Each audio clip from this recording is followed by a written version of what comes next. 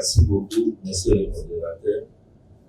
Mesdames et messieurs, à vos titres et qualités respectifs, tout protocole respecté, je voudrais aussi m'acquitter de cette responsabilité de vous présenter sincèrement des excuses pour le retard avec lequel nous avions débuté cet échange autour de la journée internationale de lanceur d'alerte le 23 juin. Veuillez de tout cœur accepter nos excuses. Nous voudrons vous dire, au nom de l'Inspection générale des finances, que la corruption, le détournement des deniers publics constitue aujourd'hui un cancer contre le développement des nations. C'est un phénomène, c'est un fléau auquel aucun pays n'échappe, qu'on ne vous trompe pas. Mais à des degrés différents. Ce sont des antivaleurs qu'on constate dans toutes les sociétés, mais à des degrés différents. Les problèmes aujourd'hui en Afrique, la corruption, le détournement des deniers publics ont trouvé un terrain de prédilection. Et voilà pourquoi le développement de beaucoup de pays africains est complètement hypothéqué à cause de ces phénomènes. Aujourd'hui, nous devons réaliser que si, tous ensemble, nous ne nous levons pas comme un seul homme pour combattre la corruption, le détournement et ses antivaleurs, l'avenir de notre pays, l'avenir de nos enfants est compromis. C'est en fait ça le danger. C'est en fait ça qui doit être notre challenge. Donc vous devez réaliser que c'est un véritable problème. Vous ne pouvez pas imaginer, en ce qui concerne la République démocratique du Congo, un pays où, en 1960, à l'accession à l'indépendance, nous étions à 15 millions d'habitants, avec les mêmes infrastructures, avec pratiquement les mêmes niveaux d'emploi. Et aujourd'hui, près des 60 à ce jour, nous allons déjà vers 63 ans. Nous sommes passés de 15 millions à 100 millions d'habitants avec les mêmes infrastructures sans création d'emplois. Il s'ensuit aujourd'hui que nous avons de sérieux problèmes dans les grandes villes, nous avons de sérieux problèmes au niveau de la société, problèmes créés par le chômage et une mauvaise gouvernance publique. Et si nous ne gérons pas très bien ce problème, hier nous parlons de Chege, on a parlé de Ndjana, on a parlé de Koulouna, ça va de génération en génération. Nous risquons d'avoir des antivaleurs à presque tous les niveaux et à un cercle trop grand au niveau du pays. Nous devons vraiment prendre nos responsabilités en main et réaliser que nous devons nous impliquer tous dans ces travaux, dans ces combats de lutte contre les antivaleurs dans la gestion publique. Tant qu'il y aura un nombre impressionnant de détourneurs, un nombre impressionnant de corrompus et de corrupteurs, ne vous attendez pas à l'amélioration des infrastructures dans le pays. Vous n'aurez rien comme route, vous n'aurez rien comme école, vous n'aurez rien comme rail, vous n'aurez rien comme des bons aéroports, vous n'aurez rien. Nous allons tourner en rond et dans l'entretemps, pas d'infrastructure, pas d'amélioration, mais c'est la population qui augmente en nombre et nous risquons d'être comme dans la jungle et nous allons nous entretuer. Nous devons donc prendre au sérieux les problèmes de corruption, les problèmes de détournement des deniers publics. C'est notre avenir. Alors ces problèmes ne doivent pas être des problèmes d'une seule personne. C'est les problèmes de toute la population, de toutes les Congolaises et tous les Congolais. Il ne faudra pas qu'il y ait d'un côté ceux-là qui s'engagent dans la lutte et de l'autre côté les autres qui observent et même qui découragent ceux qui sont en train de mener cette lutte aussi périleuse, mais importante pour le développement de notre pays. Nous devons tous être engagés.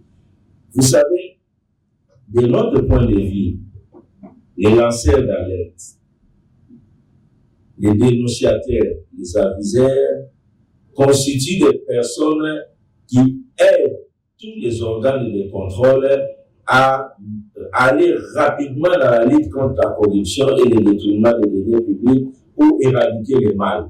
Lorsque nous arrivons dans une maison, si nous n'avons pas de lanceurs d'alerte, nous allons utiliser les méthodes traditionnelles pour arriver à découvrir les faits de corruption et parfois aussi nous sommes des hommes, nous pouvons passer à côté.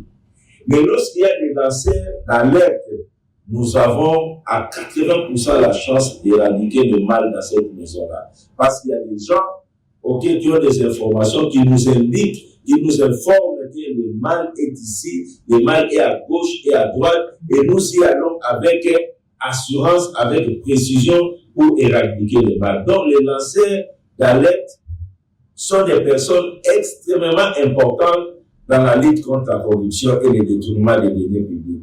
Vous savez, nous apprécions aujourd'hui les services de la police, des pays européens, la justice, mais leur force c'est quoi? Leur force, ce n'est pas seulement qu'ils sont bien outillés en méthode d'investigation, mais leur force c'est les renseignements. En Europe, lorsqu'il y a un événement, lorsqu'on a tué quelqu'un, ce qui fait avancer la quête, ce sont des lanceurs d'alerte, ce sont des dénonciateurs. Parce que les gens se présentent eux-mêmes à la police pour dire, quand l'événement s'est passé, je voyais de loin, voici ce que j'ai vu. Là où la personne est allée se cacher, même les gens qui sont là-bas, lorsqu'ils se rendent compte que quelqu'un s'est caché ici, ils disent, ah, il y a quelqu'un qui vient d'arriver là, il se cache là-bas, nous ne savons pas si c'est lui ou pas, intégrez cela dans vos investigations. Donc, en Europe, les gens ont intériorisé, demandé à nos frères et sœurs qui sont en Europe, qui sont partis pour chercher l'asile. Souvent, les gens qui les dénoncent, ce sont les voisins. Quand on constate qu'il y a une nouvelle personne qui arrive, ce sont ces personnes-là qui informent la police. Ah, nous avions vu quelqu'un qui est arrivé il y a une semaine, on pensait que c'est un visiteur, il est resté, ça fait une semaine, il passe lui là-bas. La police a l'information. Donc, la force de la justice, des services de la police, des renseignements de ces pays-là, c'est aussi les lanceurs d'alerte et les dénonceurs. C'est pour ça qu'ils sont efficaces. Il suffit seulement qu'il y ait un événement, on lance un message, on dit toute personne qui a l'information, il puisse appeler à tel numéro. Mais vous allez voir, les numéros sonnent à tout moment. Les numéros sonnent à tout moment. Les gens sont choqués, des antivaleurs, et les gens sont épris de la volonté de faire avancer leur société. Donc, ils sont tous unis dans l'éradication des antivaleurs, dans l'éradication du mal, dans l'éradication des détournements et des corruptions. Ils veulent que la société puisse aller de l'avant. C'est au fait l'esprit que nous devons avoir aujourd'hui. Les corps de contrôle, même les contrôles, nous pouvons être des professionnels, mais nous n'allons pas avancer aussi vite s'il n'y a pas de lanceurs d'alerte. Les lanceurs d'alerte doivent être dans les sociétés, ce sont des Congolais, qui sont dans les sociétés, qui sont dans les ministères, qui sont dans les entreprises, qui vivent, qui voient comment les gens sont en train de détruire l'avenir de nous tous. Et ils ne doivent pas garder silence.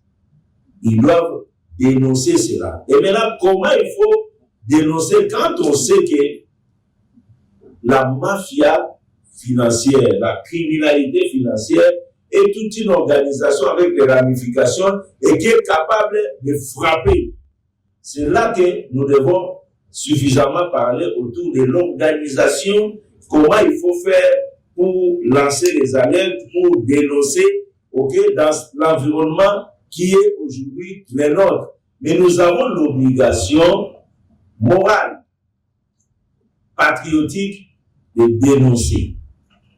De dénoncer. Si vous aimez les Congo, vous êtes là où vous êtes en train de voir des gens qui sont en train de poser des actes de nature à faire plomber le pays, les actes de corruption, les actes de détournement, les actes de fraude, vous avez le devoir moral, par amour du Congo, de dénoncer parce que vous ne pouvez pas accepter que le Congo, qui est votre héritage, puisse être détruit. Le Congo, qui est l'héritage que nous avons laissé à nos enfants, qui voulait vraiment partir au-delà, tout en laissant ses enfants dans un environnement de gêne.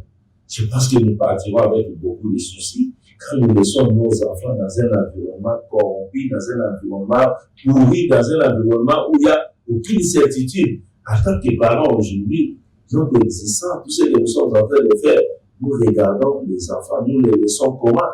Si vous laissez les enfants dans un environnement qui n'est pas assaini, je pense que nous n'avions pas accompli notre devoir. Et nous partirons tout en ayant des inquiétudes en disant, nous laissons notre progéniture dans quel environnement? C'est là que nous devons prendre conscience et travailler. Les gens pensent que l'intérêt individuel, le bonheur individuel peut nous mettre à l'abri. Faux. Le bonheur individuel n'est possible, n'est rassurant que dans un bonheur collectif. Il faut tout d'abord que nous recherchions un bien-être collectif. Quand on a un bien-être collectif, on réduit la criminalité, on réduit les tensions, on réduit les risques d'explosion et d'implosion. En ce moment-là, lorsqu'il y a un bonheur collectif qui s'installe, le bonheur individuel peut avoir sa justification. Mais si vous vous mettez dans une logique de bonheur individuel face à une misère généralisée, je pense que vous êtes en train de commettre une erreur. Et si le pays continue à aller sur cette direction-là, vous n'êtes pas exclu de voir ce qu'on a connu en 1992, ce qu'on a 91, ce qu'on a appelé le pillage. Quand le pillage arrive, c'est quoi? C'est la révolte des démunis contre l'opulence des autres. C'est-à-dire ceux-là qui n'ont rien, qui ne peuvent pas, qui ne tiennent pas, ils vont venir vers ceux qui disposent, qui s'exposent, et ils vont piller, ils vont prendre. Et c'est fini, c'est pratiquement la dislocation du pays. On va détruire le tissu économique, on va détruire les banques, on va détruire. C'est ce que nous devons éviter. Voilà pourquoi nous devons travailler pour éradiquer ces antivaleurs et donner la place à un bonheur collectif dans notre pays.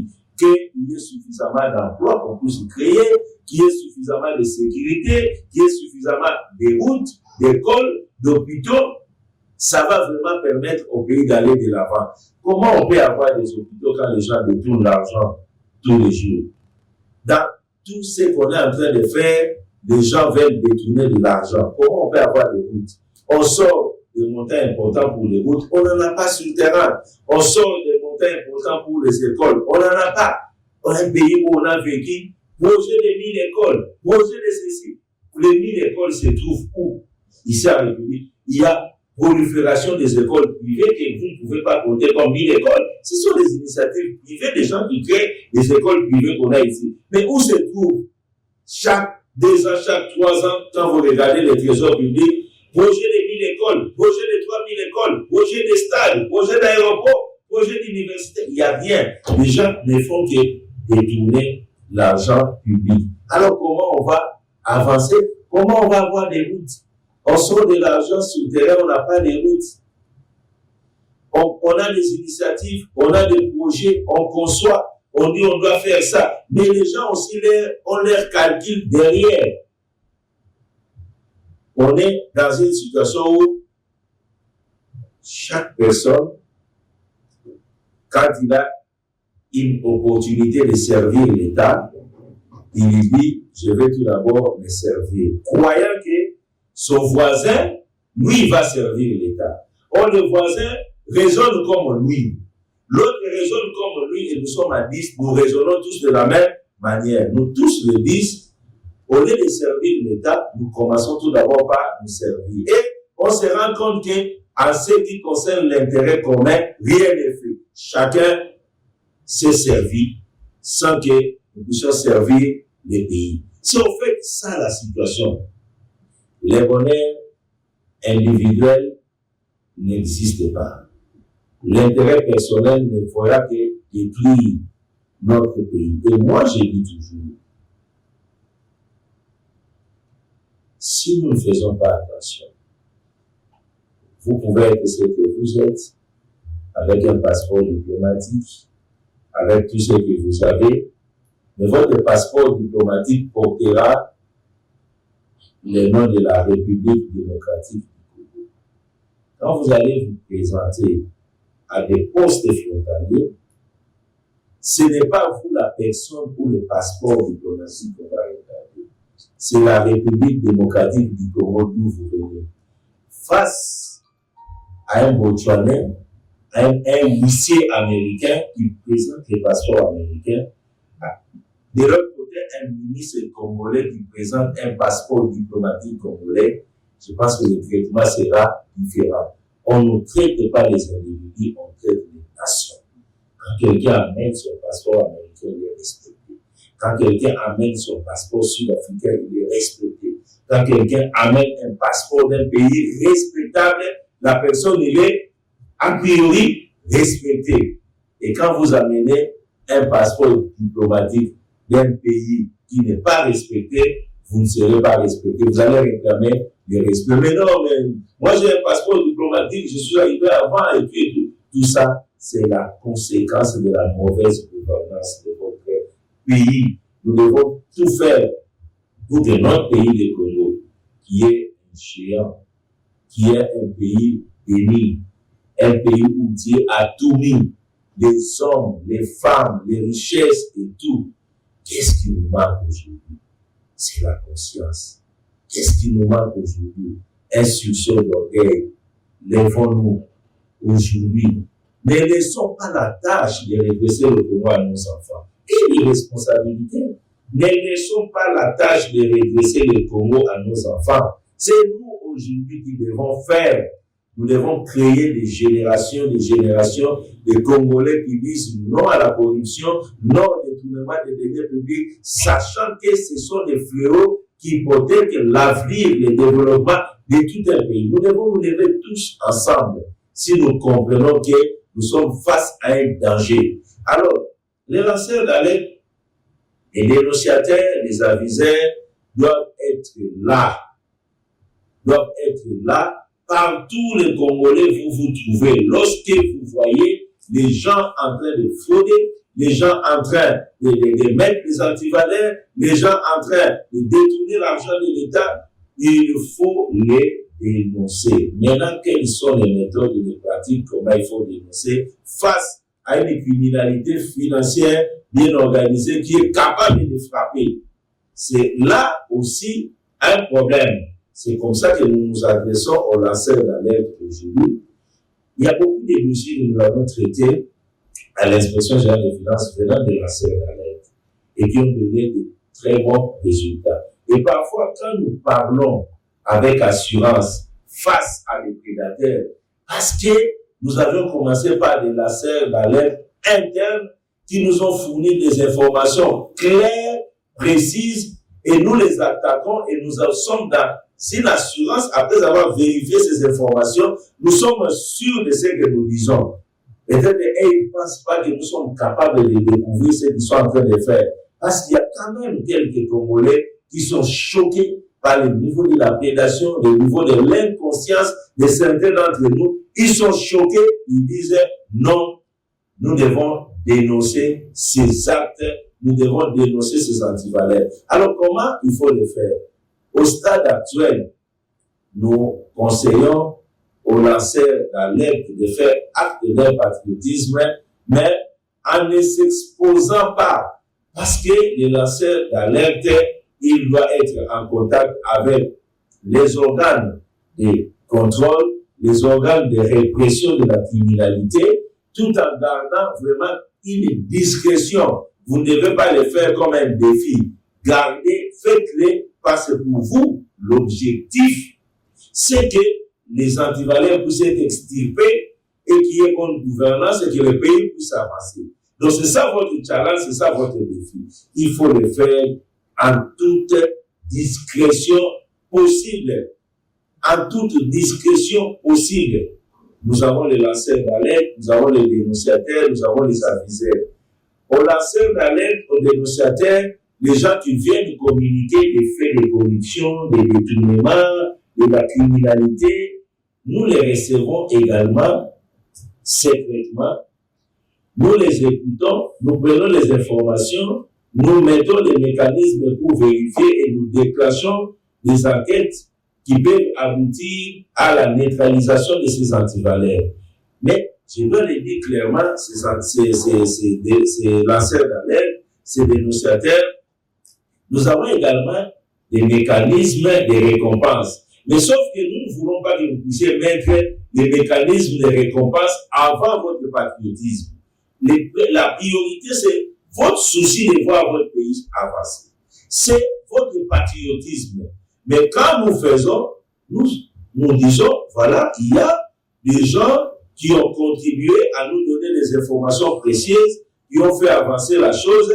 Nous avons des mécanismes de récompenser les lanceurs d'alerte ou des dénonciateurs dans tous les services de contrôle. C'est ce que nous appelons le fonds secret de recherche. Donc, nous disposons des moyens appelés fonds secrets de recherche pour nous permettre de prendre en charge de la lanceur d'alerte des gens qui dénoncent.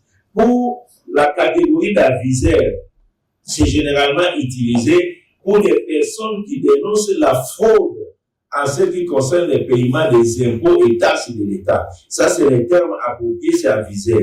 Alors, quand nous avons des aviseurs, des gens qui viennent nous informer qu'une telle personne, tel employé a planifié la fraude douanière, la fraude fiscale, qui fait perdre à l'État ses moyens, il donne l'information. Quand nous vérifions ces informations et nous constatons que la fraude est réelle, nous réprimons la fraude en récupérant les moyens de l'État fraudé. Ces aviseurs-là aussi ont droit à une récompense. Et ça, c'est même déjà légalisé. Ces aviseurs sont officiellement récompensés. Mais nous gardons leur anonymat, mais ils suivent de loin le travail que nous sommes en train de faire pour récupérer les droits de l'État. Lorsqu'on récupère les droits de l'État, ces lanceurs d'alerte aviseurs sont récompensés comme motivation. Mais tout ce que moi je demande aux lanceurs d'alerte, aux dénonciateurs, aux aviseurs, qui d'une manière ou d'une autre sont récompensés, de considérer que la meilleure récompense pour eux, c'est de voir leur pays avancer. C'est la plus grande satisfaction. Et que la motivation qui est accordée ne soit pas, au fait, l'élément principal pour eux, mais que ça soit un élément subsidiaire. Le plus important, c'est de voir que le pays est en train de se débarrasser des antivaleurs. Donc, aujourd'hui, c'est l'occasion pour l'Inspection générale des finances d'encourager les lanceurs d'alerte, les dénonciateurs, les aviseurs, pour leur dire votre action est salvatrice pour le pays. Ce que vous faites, c'est pour redresser le pays, c'est pour donner un avenir rassurant aux générations futures. Pourquoi pas à nous-mêmes aujourd'hui? Voilà ce que nous devons faire. Nous devons nous lever parce que la lutte contre les antivaleurs doit être une affaire de tous, qui n'est pas d'un côté des spectateurs, de l'autre côté des acteurs. De laisser l'inspection générale des finances, la justice, les ONG et tout en train de faire le travail, vous observez. Sous d'autres cieux, quand on parle des actes de corruption, c'est toute la société qui se lève.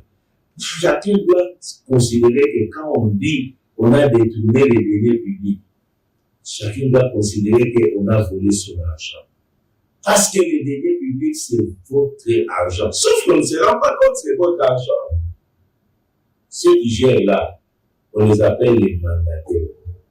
C'est-à-dire, nous tous, les 100 millions de Congolais, nous contribuons à la marmite commune qu'on appelle le trésor public.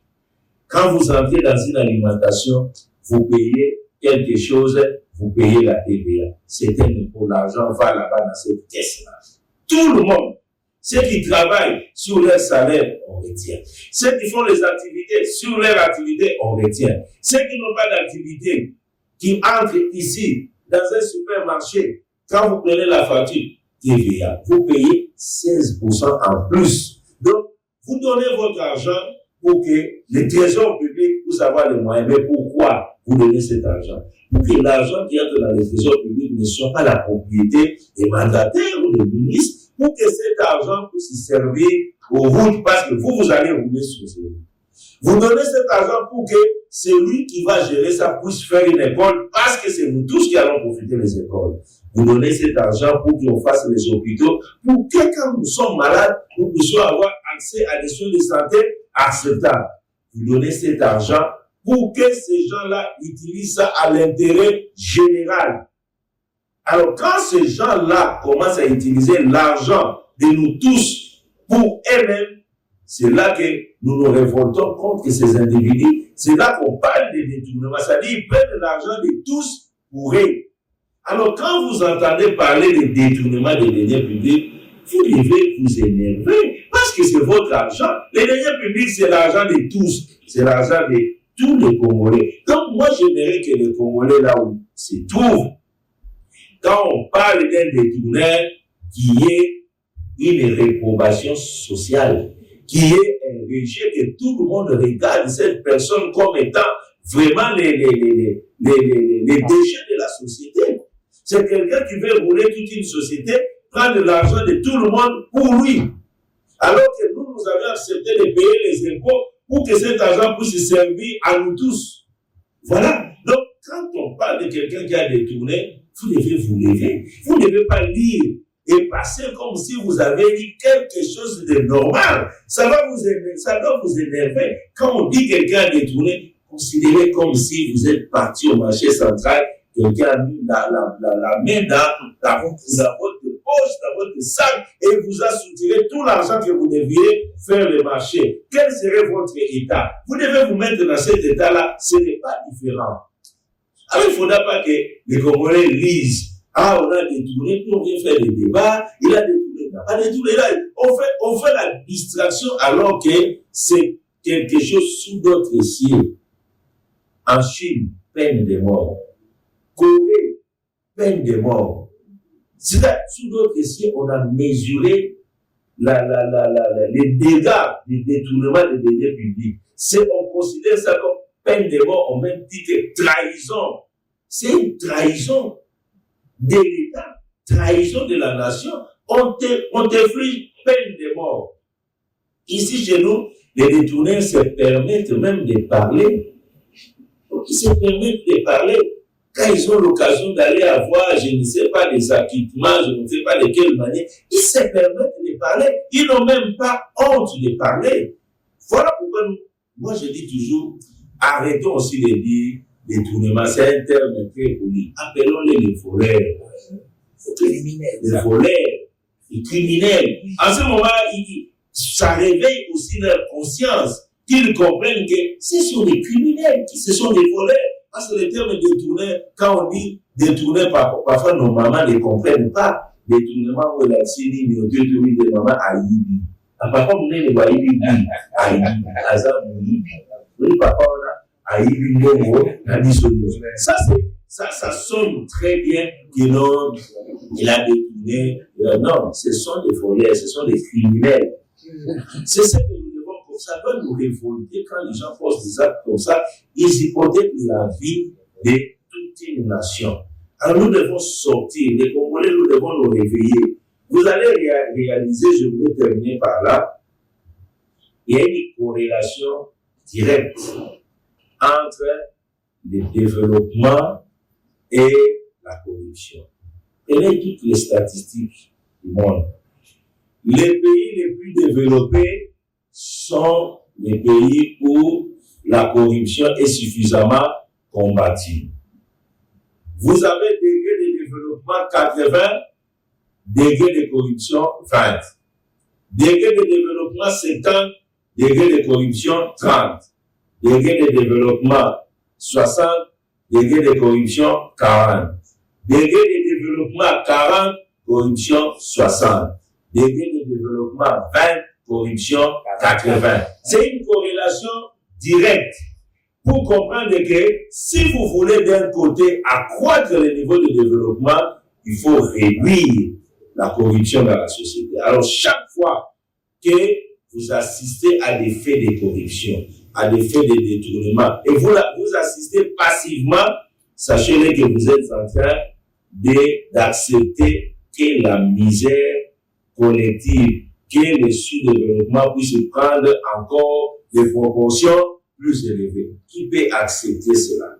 Donc, c'est ce que nous devons comprendre aujourd'hui. Voilà un peu, mesdames et messieurs, en condensé, ce que je voulais vous dire. Je vais laisser à l'inspecteur général sur le service adjoint.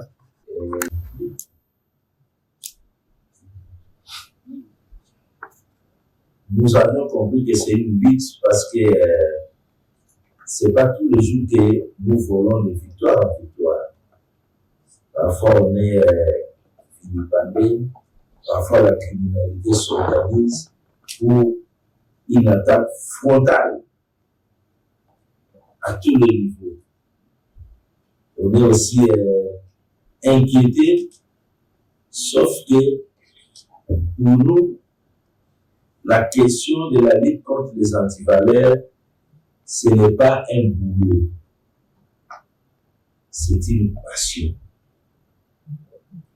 Ceux-là qui ont considéré ça comme un boulot, donc ils sont venus chercher le travail des policiers, ou chercher le travail d'inspecteurs, ou avoir de l'argent et nouer le début de mois. Mais nous sommes arrivés là parce que c'est notre passion.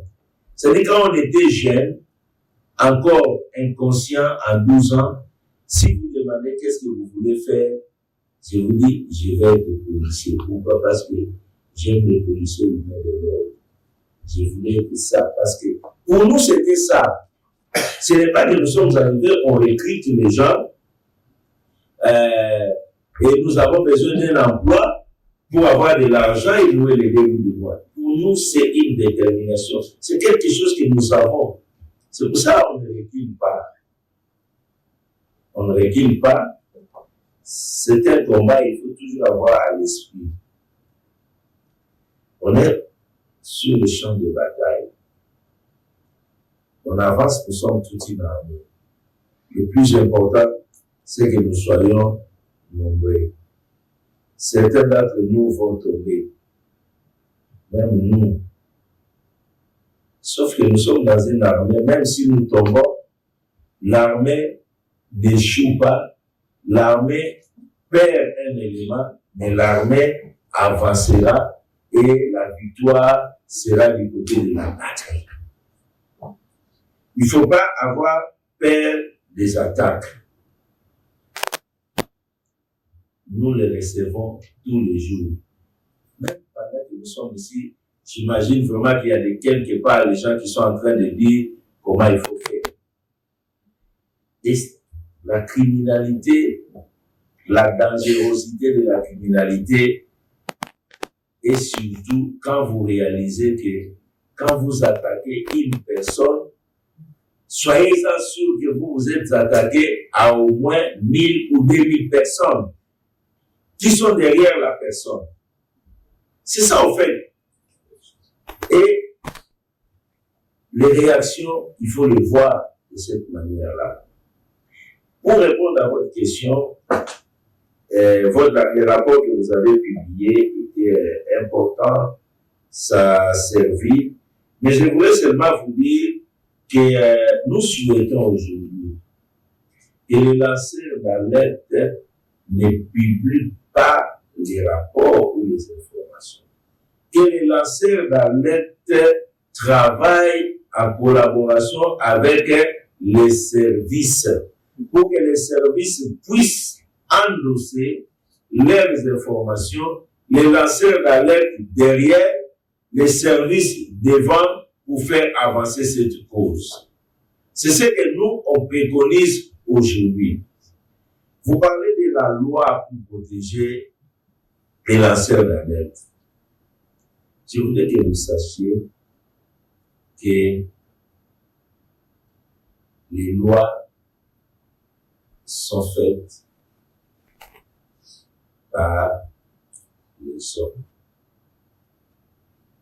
L'analyse de la mauvaise gouvernance de notre pays, vous avez toujours tendance à regarder au niveau du gouvernement, au niveau du mandataire, en oubliant que le gouvernement et les mandataires sont l'émanation de ceux qui font les lois. La plupart des membres du gouvernement sont venus du Parlement. Et en quittant le Parlement, ils se sont laissés au Parlement. Je dis, ils se sont laissés au Parlement. Okay. La plupart des mandataires sont venus du Parlement. En quittant le Parlement, ils se sont laissés au Parlement. Voilà d'ailleurs ce qui fait l'inefficacité des organes délibérants à contrôler l'exécutif. Parce que ça semble être les mêmes personnes. Regardez le système tel que ça fonctionne chez nous. Une personne peut être élu député provincial, il laisse quelqu'un que la population ne connaît pas, qui n'a pas été élu. Il devient député national.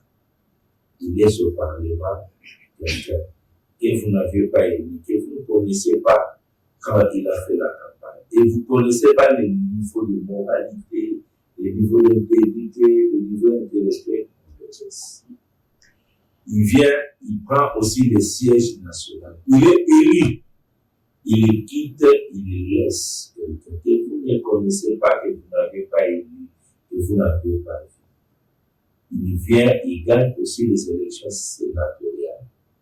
Et là, il peut aussi laisser quelqu'un que vous ne connaissez pas, que vous n'avez pas élu. Il atterrit au gouvernement. Il a laissé ses empreintes à partir de l'Assemblée provinciale, de l'Assemblée nationale, au Sénat. Il a laissé les empreintes et lui, il termine le terminus à la gestion publique. Là, celui qu'il a laissé au niveau du gouvernement provincial, il va produire un ministre provincial. Celui qu'il a laissé au niveau du Parlement va produire aussi un ministre. Finalement, on se retrouve dans un environnement extrêmement compliqué. Et vous allez comprendre pourquoi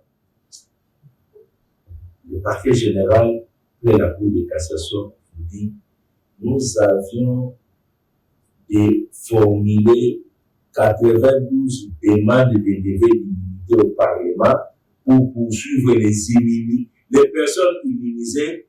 Nous n'avions reçu que des réponses. Ça dit, on demandait au Parlement, on demandait à ces gens-là de se livrer eux-mêmes. Parce que ceux qui sont là-bas, c'est leur émanation, c'est entre c'est même, c'est pas si même. Je vous fais comprendre comment ça fonctionne. Et parfois, vous avez un dossier, vous êtes attaqué X. C'est lui qui va vous tirer l'oubli, c'est Y. Mais vous avez des difficultés à comprendre comment parfois ils se disent attaquons-les seulement parce que comme il a commencé avec lui, le prochain ce serait nous, avant qu'il arrive, on l'attaque. Vous ne comprenez pas comment ça fonctionne. Comment ça fonctionne.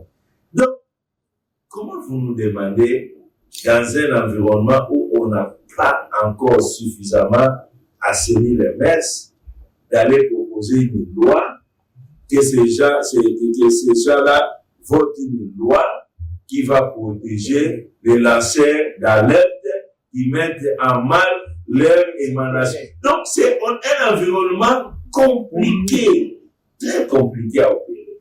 Faisons les choses avec connaissance de notre environnement.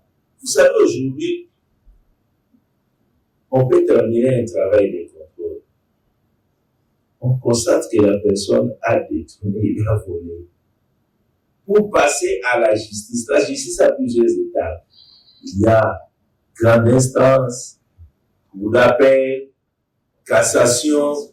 Quand vous avez terminé, vous avez les rapports, vous devez tout d'abord aller chercher là-bas. Parce que si vous ne faites pas attention, ok, moulou, ceux qui ont la grande instance, ok, donc tu vas être ridiculisé. Non pas seulement que tu vas donner des rapports qui ne va servir à rien, mais tu vas t'exposer. C'est pour ça qu'on regarde. Et les gens se demandent, ah, vous avez contrôlé telle histoire, on ne voit pas les résultats, on ne voit pas encore.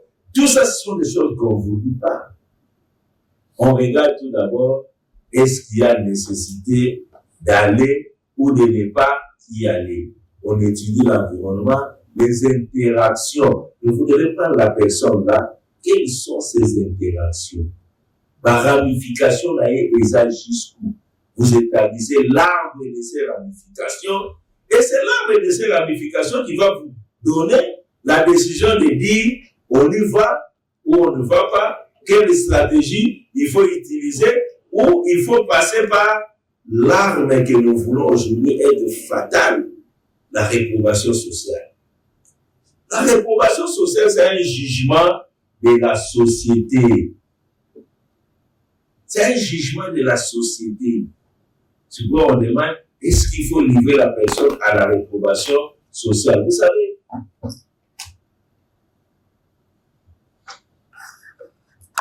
paraphraser la Bible,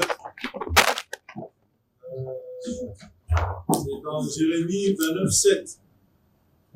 Jérémie 29:7, la Bible dit, c'est Dieu qui s'adresse au peuple d'Israël. Recherchez le bien de la ville où je vous ai mené en captivité. Priez l'Éternel en sa faveur, car votre bonheur dépend du ciel. Car votre bonheur dépend du ciel. Je paraphrase.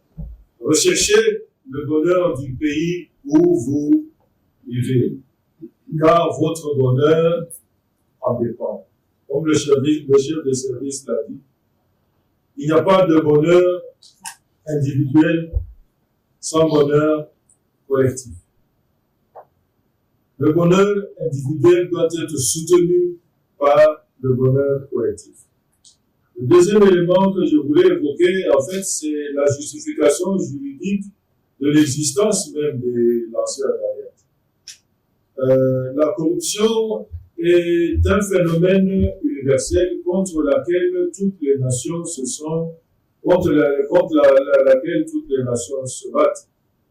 C'est ainsi que les Nations Unies en 2005 avaient édicté ce qu'on appelle la Convention des Nations Unies contre la corruption.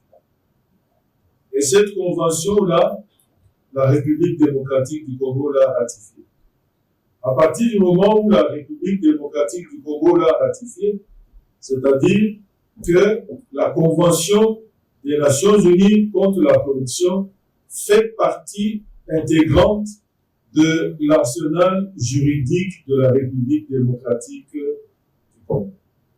Et qu'est-ce que,